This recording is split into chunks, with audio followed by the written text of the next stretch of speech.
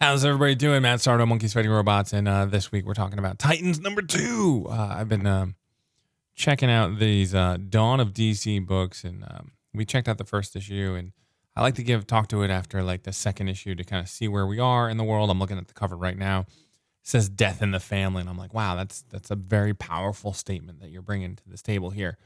This is a rough one because I like the first issue set up the world of Titans and everything that was going on, and put out a lot of seeds and a huge mystery, and kind of nothing happens in the second issue. There's a few reveals. There's a few, there's two major reveals that kind of happen, but like as far as plot moving forward, it was kind of stagnant. It was kind of, I got done. I was like, man, that was very quick, very quick. Let's talk about the creative team here. Tom Taylor is the writer, Nicola Scott is the artist, Annette Kwok is the colorist, and Wes Abbott is the letterer. This book is beautiful. It's a very beautiful book.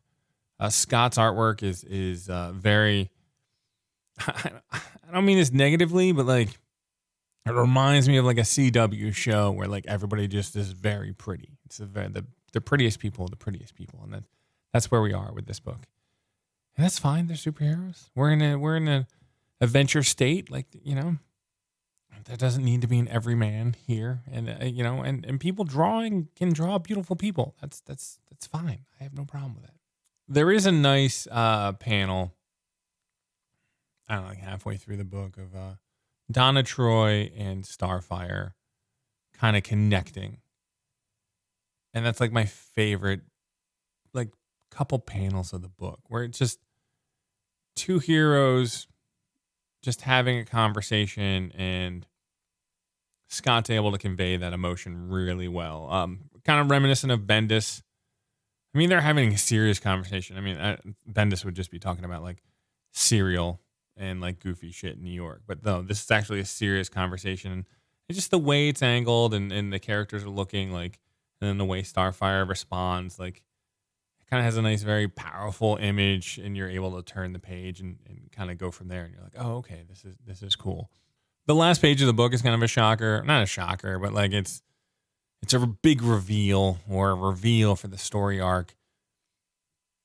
And if things didn't move so quickly, I'd be like, oh, awesome. But like, I kind of felt like we didn't get enough story chunks along the way. And then you have the reveal, and then you're done. You're like, oh.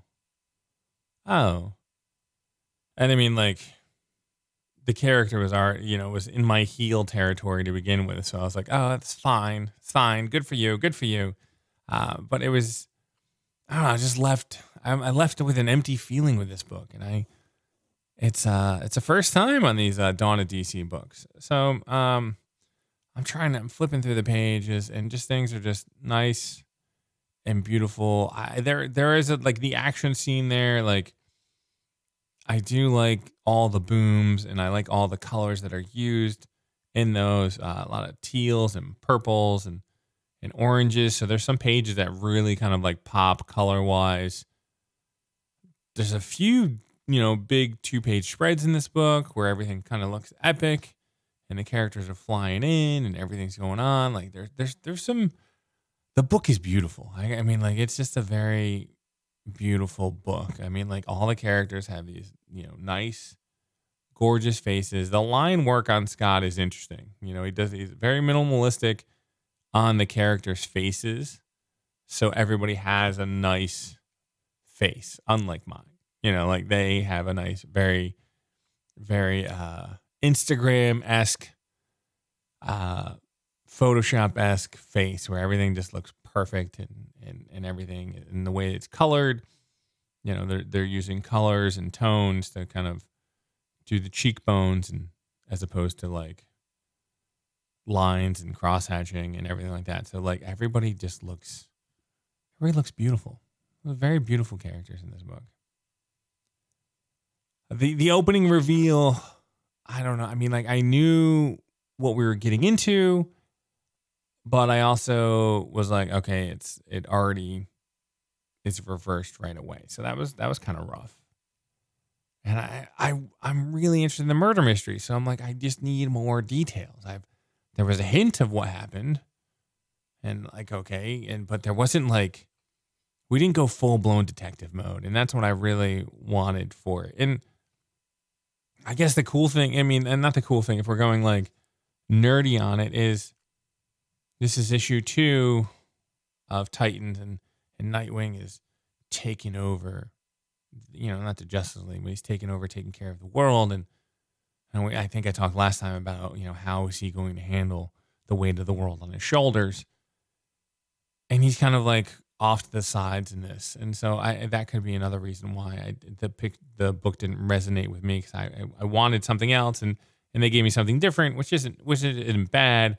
But I was just like, okay, when I picked out all the different storylines that were really awesome in the first issue, I was like, this is what I want.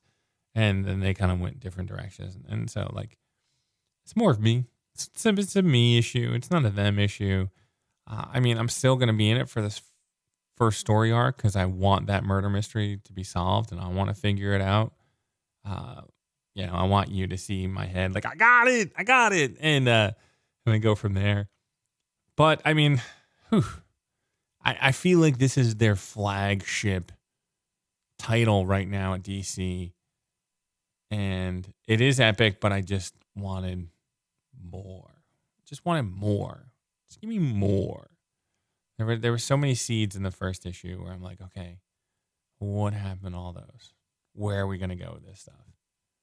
But that's where I am. I read it, and I'm like, give me the issue 3 already, okay? I don't want to wait another month. So, I mean, they all can't be winners, but again, this isn't a loser. It's a very beautiful book. They kind of tell some stories. Things kind of happen, but like, things didn't progress enough for me. That's where I'm at with it. So that's my Nightwing. Not my Nightwing. That's my Titans 2 review. Let me know what you think of the issue after you read it. Let me know what you thought of the first issue. If you haven't checked out the first review that we had, it might pop up over here somewhere. There's a subscribe, and then it's supposed to tell you the most relevant video for you to watch out of my videos. So it'd be very interesting to see what you see. And if YouTube is doing their job, I don't know what they're doing. But like, feel free to click another video, watch it, comment, subscribe. Thank you so much. Have a great week.